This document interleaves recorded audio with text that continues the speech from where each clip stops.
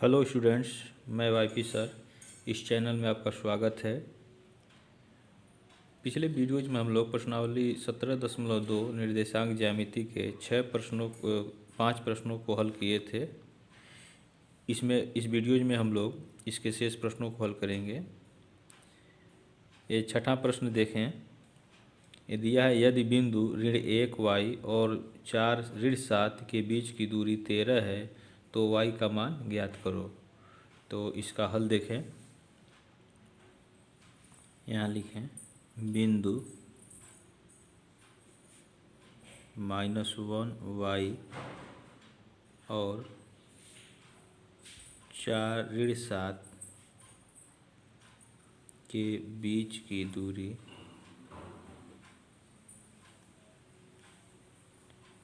यह हो जाएगा √(x1 - x2) का whole square plus y2 - y1 कर दें। ठीक है, y2 भी कर सकते हैं। तो y1 - y2 का होल स्क्वायर। अगर यहाँ 1 रहेगा तो यहाँ 2 रहेगा, यहाँ 1 तो यहाँ भी 1 और 2 रहेगा। ठीक है, y1 - y2।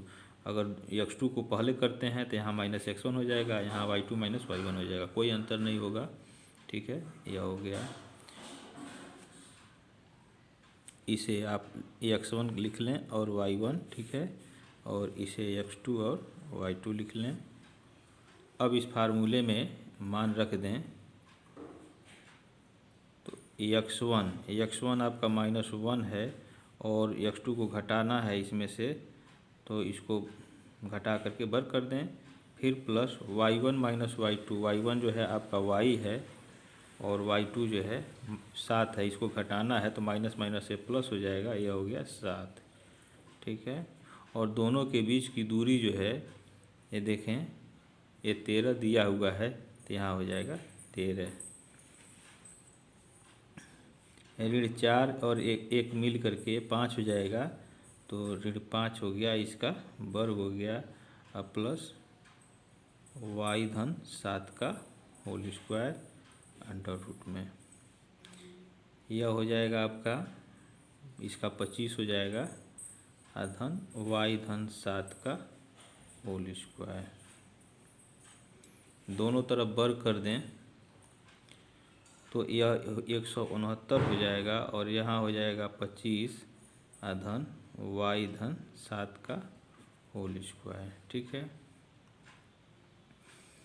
अब इसमें से इसको घटाएं तो 169 ऋण 25 को बाएं पक्ष में लाएं तो ऋण 25 हो जाएगा और इधर हो गया y(7) का होल स्क्वायर। तो 9 में से 5 गया 4 और 6 में से 2 गया 4 और यह हो गया आपका 1, यह हो गया y(7) का होल स्क्वायर। इसको हम वर्ग कर दें, y² धन 14y धन 49, तो 149 का 49 का इधर पक्षांतर कर दें, y² धन 14y। ठीक है, 14 में से 9 गया 5 और यहाँ 3 बचा, 13 में से 4 गया 9 बराबर y² धन 14y। इसको इधर लावें, y² प्लस 14y और इसको इधर लाते हैं तो माइनस हो जाएगा 95 = 0। अब 95 का 2 भाग ऐसा करें जिसको जोड़ने पर 14 हो जाए। 19 बचे 95 हो जाएगा, घटाएंगे तो 14 हो जाएगा। तो यहाँ लिखें y² प्लस 19y और माइनस 5y ऋण 95 बराबर 0। इसमें से y कामन लेते हैं तो y धन 19 बच गया, इसमें से 5 कामन लेते हैं तो यहाँ y बचा, यहाँ माइनस बाहर आ गया तो यहाँ प्लस हो जाएगा जब कोष्टक लगाएंगे तो, और यहाँ जो है आपका 19 हो गया। ठीक है, दोनों जगह से y धन 19 बाहर हो गया, यहाँ आपका y हो जाएगा ऋण 5 हो गया = 0। तो इसलिए y बराबर कितना हो जाएगा, -19 होगा। इसको जीरो करेंगे तो, और इसको जीरो करेंगे तो y -5 को जीरो करेंगे तो y बराबर 5 हो जाएगा। तो -19 और 5, यही जो है y का मान होगा। ठीक है, ये दो मान होंगे। नेक्स्ट क्वेश्चन देखें। 7वां दिया है कि यदि बिंदु x3 और 4, 7 के बीच की दूरी 5 है तो x का मान ज्ञात करो। तो इसका हल देखें। तो देखें, छठे सवाल की तरह से यह भी है। तो यहाँ लिखें बिंदु x3 और 4, 7 के बीच की दूरी, यहाँ लिखें बीच की दूरी, यह बराबर होता है √x1 - x2 का whole square plus y1 - y2 का होल स्क्वायर। ठीक है,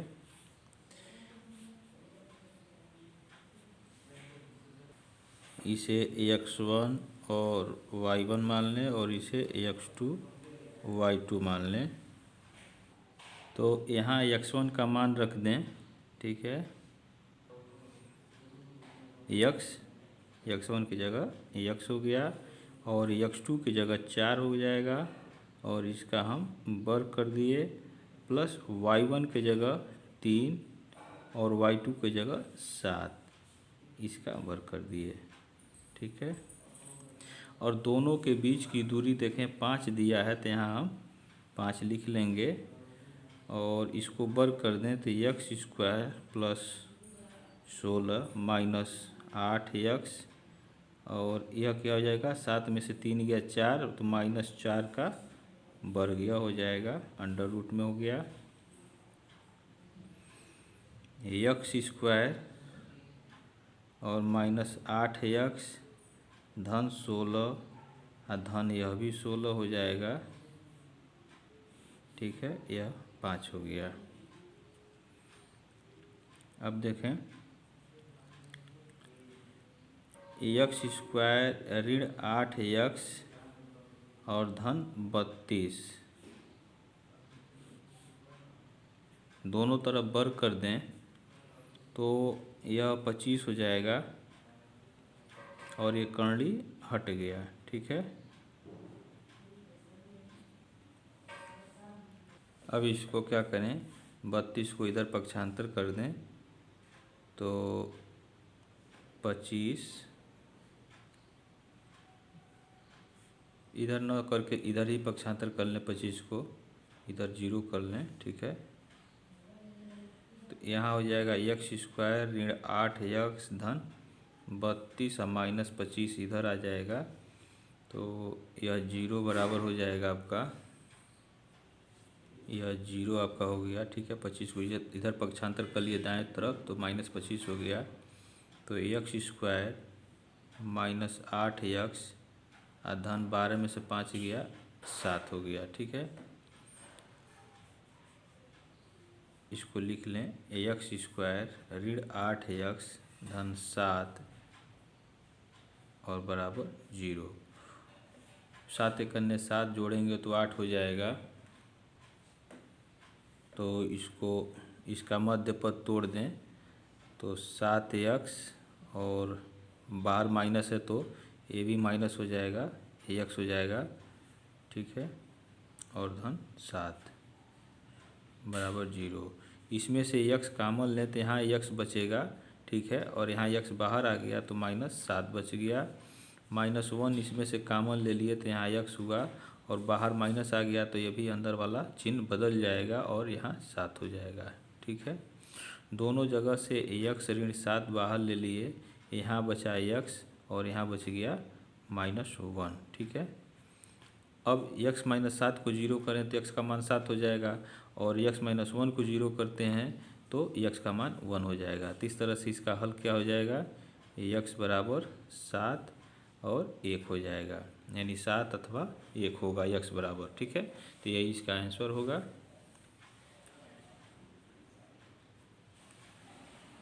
नेक्स्ट क्वेश्चन देखें, 8वां दिया है, उस त्रिभुज का परिमाप ज्ञात करो जिसके शीर्ष 0, 4, 4, 1, 7, 5 हैं। ठीक है, तो इसका हल देखें। देखें, एक त्रिभुज है, यह आपका त्रिभुज है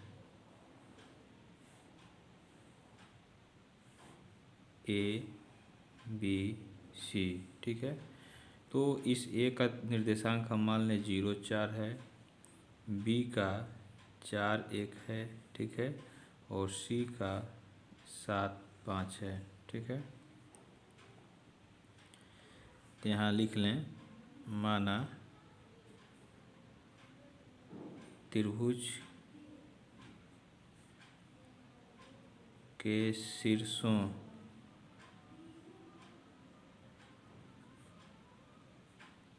के निर्देशांक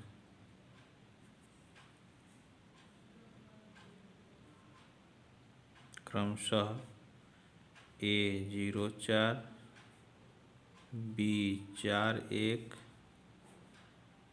C 7, 5 हैं। ठीक है, अब देखें, परिमाप का मतलब होता है कि उस आकृति के सभी भुजाओं का योग।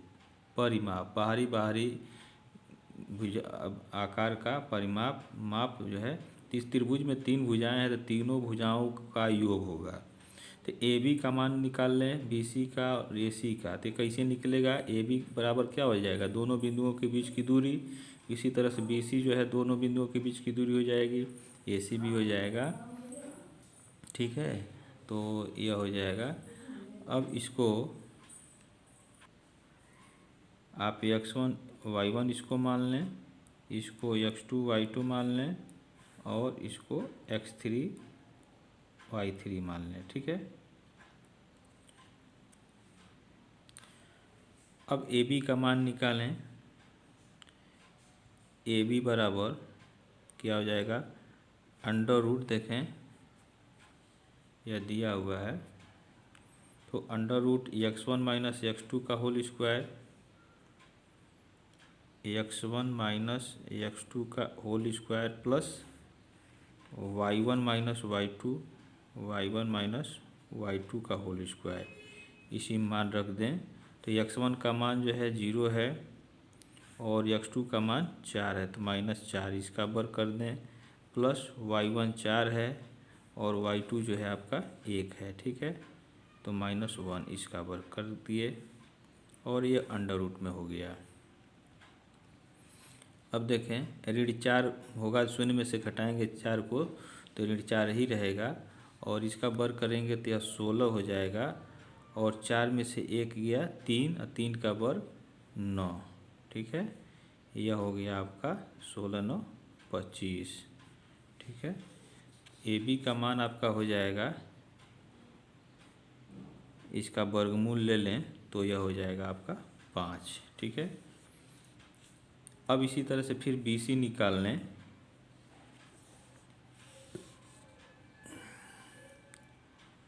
तो बी सी बराबर हो जाएगा under root x2 minus x3, ठीक है, x2 माइनस x3 का whole square plus y2 minus y3 का होल स्क्वायर। ठीक है, अब इसमें हम मान रखें तो x2 का मान जो है 4 है, तो यहाँ 4 हो जाएगा, और x3 का मान 7 है तो -7 हो गया। ठीक है, प्लस y2 जो है 1 है और y3 जो है 5 है तो -5 इसका वर्ग कर दिए और इसका एक करनी में लिख लिए। अब देखें, 7 में से ऋण 7 में से धन 4 निकलेगा तो ऋण 3 बचेगा, और इसका वर्ग कर दें, और यहाँ -4 होगा, इसका वर्ग कर दें और एक करनी में लिख लें। अब देखें, ऋण 3 का वर्ग 9 हो गया, 4 का वर्ग 16 हो गया, 16, 9, 25 हो जाएगा अंडर रूट में, और इस तरह से बी सी बराबर आपका हो जाएगा, वर्गमूल ले लेंगे तो 5 हो जाएगा। ठीक है, अब देखें, बी सी निकल गया, ए बी निकल गया, ए सी निकाल लें तो ए सी बराबर यहाँ लिखें AC बराबर अंडर रूट। अब देखें यहाँ x1 y1 है और यहाँ x3 y3 है, तो x1 माइनस x3 का whole square plus y1 minus y3 का होल स्क्वायर कर लें अंडर रूट में। तो यहाँ लिखें x1 माइनस x3 का whole square plus y1 minus y3 का होल स्क्वायर। अब x1 और x3 का मान रखें। देखें x1 का मान 0 है और x3 का मान 7 है, तो 0 माइनस 7 हो जाएगा। यहाँ 0 माइनस 7 हो गया, इसका वर्ग कर दिए। और y1 माइनस y3, तो y1 का मान जो है देखें यहाँ 4 दिया हुआ है, ठीक है। y1 4 है और y3 जो है 5 है, तो 4 माइनस 5 हो जाएगा। यहाँ प्लस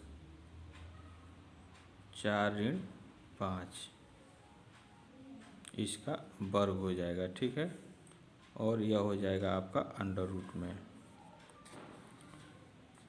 तो ऋण 7 का वर्ग 49 हो जाएगा और 5 में से 4 घटेगा तो -1 बचेगा, -1 का वर्ग 1 हो जाएगा, ठीक है। ये अंडर रूट हो गया, यह हो गया अंडर रूट 50, ठीक है। इसको हम लिख सकते हैं 25 गुणे 2 अंडर रूट में, तो 25 का वर्गमूल 5 हो जाएगा और अंडर रूट 2 हो जाएगा, तो यह AC का मान हो जाएगा, ठीक है। तो अब लिखें यहाँ त्रिभुज ABC का परिमाप लिख लें। अतः यहाँ त्रिभुज का परिमाप क्या हो जाएगा, AB प्लस BC और प्लस AC। तो देखें AB का मान कितना आया है, AB आपका 5 आया है और BC 5 आया है, ठीक है। तो यहाँ रख लें AB 5 BC 5 और AC जो है 5 करने में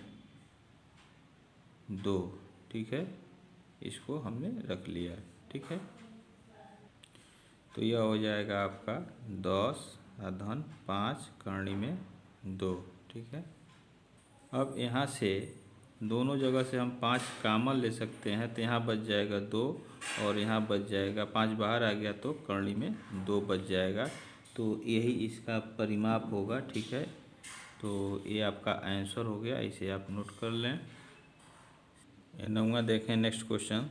दिया सिद्ध करो कि 1 करनी में 3, 1, 3 करनी में 3 और 4, 2 करनी में 3 समद्विबाहु त्रिभुज के शीर्ष हैं। तो इसका हल देखें। अब देखें समद्विबाहु त्रिभुज का मतलब यह है कि उस त्रिभुज की 2 भुजाएं आपस में बराबर होंगी, तो वो समद्विबाहु होगा। तो हम मान लें यहाँ माना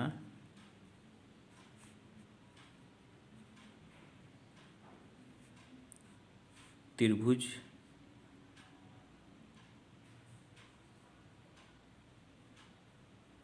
के शीर्षों के निर्देशांक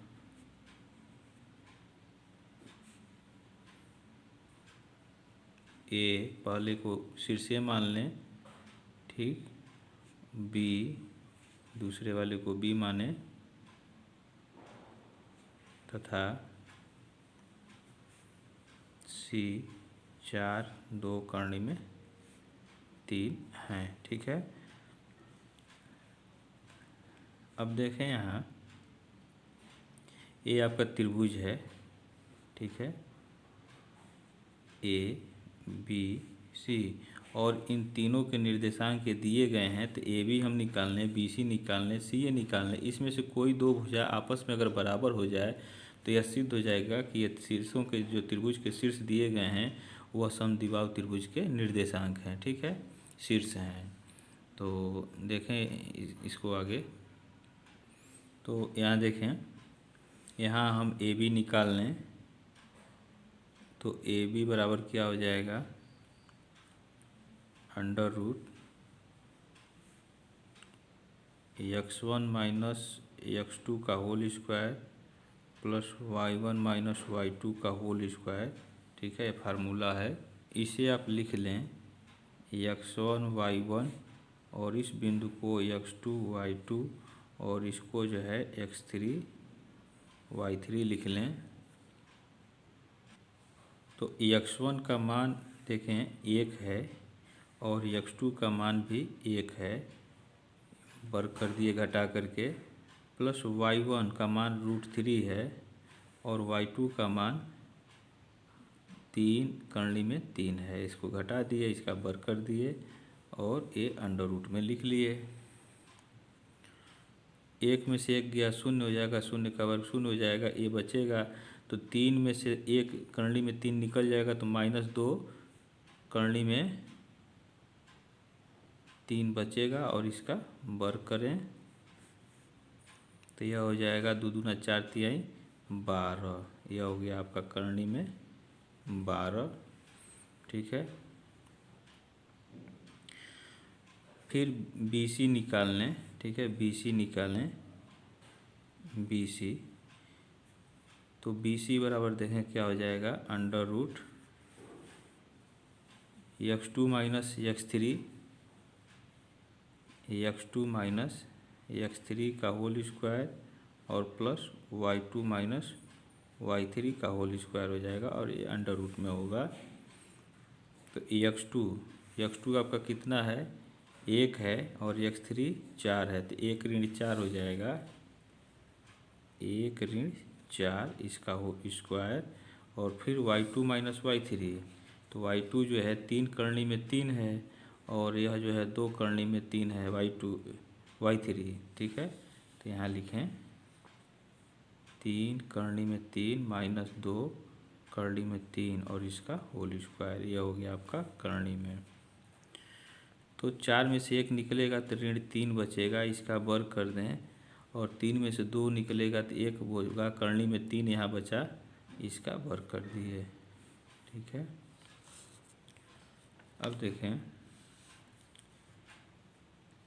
ऋण 3 का वर्ग 9 हो जाएगा और करनी में 3 का वर्ग 3 होगा और यह हो जाएगा आपका 9 3 12। तो यह हो गया आपका BC। इसी तरह से CA निकाल लें। तो CA देखें क्या हो जाएगा,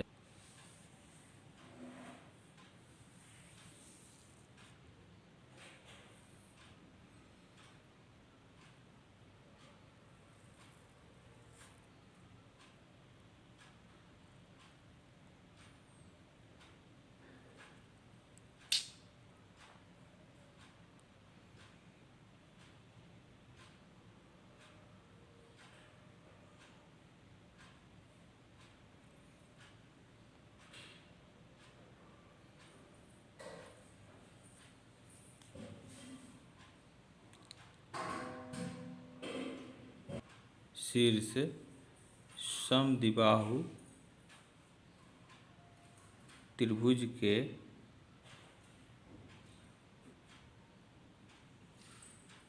शीर्ष हैं। ठीक है, यहाँ नोट में लिख लें, चूँकि तीनों भुजाएं बराबर हैं, अतः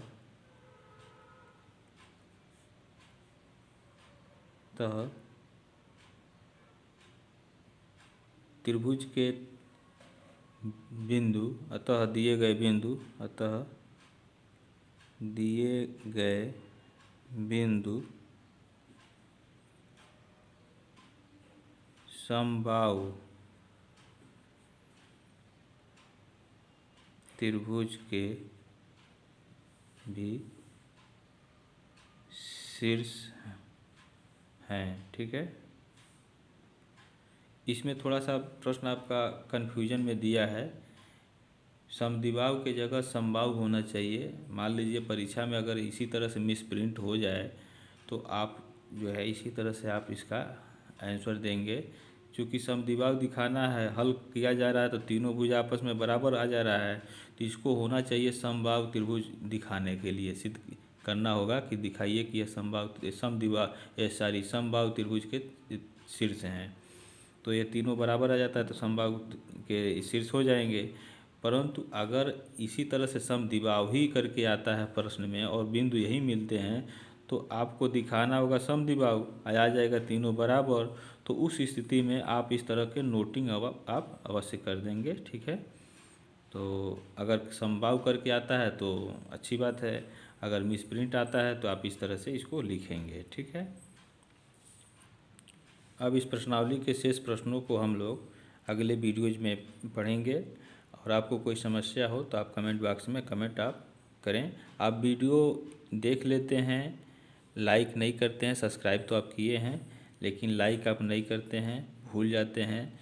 तो जैसे ही आप वीडियो देखें तो इसको आप लाइक करें और डिस्क्रिप्शन बॉक्स में निर्देशांक ज्यामिति के 17.1 के जो भी वीडियो पढ़ा दिए गए हैं और 17.2 के उसके लिंक जो है आपको डिस्क्रिप्शन बॉक्स में मिलेंगे, तो आप उससे को पढ़ सकते हैं, ठीक है।